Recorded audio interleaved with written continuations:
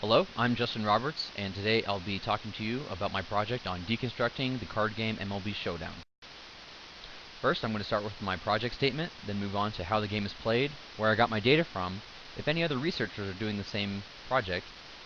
Then we'll talk about the actual analysis of the data, and then I'll do my conclusion. So, MLB Showdown was a card game that accurately recreates a baseball game, but it was discontinued in 2005, and since then, I've always wondered if the cards were actually created from real statistics and formulas, and if so, can we use neural networks to produce new cards off of modern data? The basics of the card game are that each player has 9 players, like in a regular lineup, and they play against a pitcher of the opposing team. And so one by one, the batter will go up to play the pitcher. And then there's a series of 2 rolls. The first roll is to determine which player has control of the ball. And so you roll a 20-sided die and add the pitcher's control value, and if that is greater than the batter's on-base value, then the pitcher will have control. If not, the batter will have control. In this case, with a roll of 8, the pitcher has control. Then we roll the second die. The second die determines the actual outcome of the at-bat. So, rolling another 8, we look at the pitcher's table, and we see that an 8 corresponds to an out by ground ball. And so that batter will then go down, and 3 outs make a half inning, and 9 innings make a game, just like a regular baseball game. So data for this project is actually very easy to find. Baseball is a game of statistics, and more than 100 years of data has been collected. The site I used was fangraphs.com because you can output custom Excel files with only the statistics that you're interested in. For the card game data, it was actually compiled by a loyal fan, and I found it on BoardGameGeek.com. In picking this project, I looked around the internet and other sources for anyone else interested in the subject, and it seems that there are very few people who are interested in the game and fewer who are trying to create new cards. And the few who are trying to create new cards have not published anything on the internet.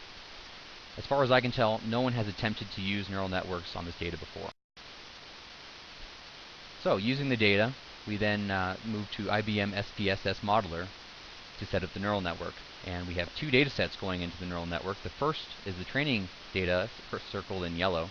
That has both the 2000 card data from the original series and the 1999 actual MLB player statistics that those cards would probably be based off of.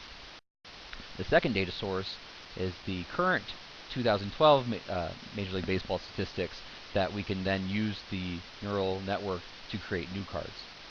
And I used 2 strategies for the neural networks. The first I ran just per card characteristic, like getting a ground out or getting a home run.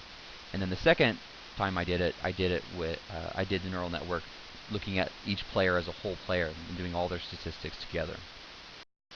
The individual characteristics of the cards worked a lot better. And you can see here that the on-base attribute is actually one of the most important stats for the card game. And it's really nice. You can see for every predicted value, we see in the 80% range for it being observed. And even if it misses, it looks like it's only off by plus or minus 1.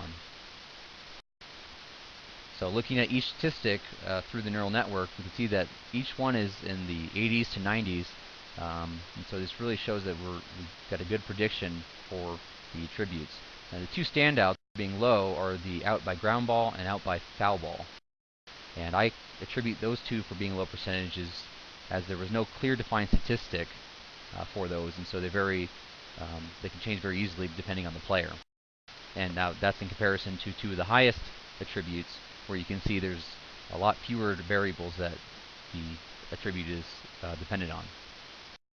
So putting it all together, you can see here are the 10 characteristics for the batter, and within each characteristic there are 3 bars, each with an average and then a standard deviation. Now the first bar corresponds to the original card data, and the second bar corresponds to the 2012 predicted card value based off of just that characteristic. And then the third is the 2012 data predicted value looking at the player as a whole.